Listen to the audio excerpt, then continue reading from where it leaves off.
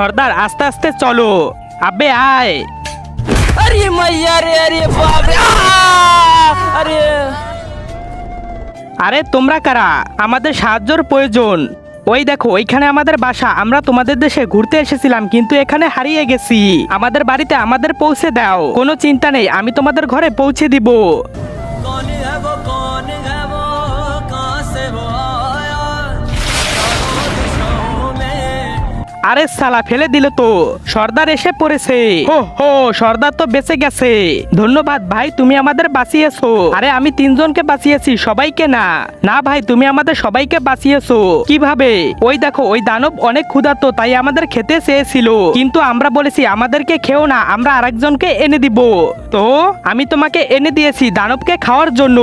তার আগে তুমি যদি ইন্ডিয়ান হও তাহলে লাইক করো, আর যদি বাংলাদেশি হও তাহলে লাইক সাবস্ক্রাইব দুইটাই করো, আর কমেন্টে তুমি যে দেশে সে দেশের পতাকাটা দিয়ে যাও। এই দানব এখন তোমাকে খাবে আর আমরা আরামে থাকবো।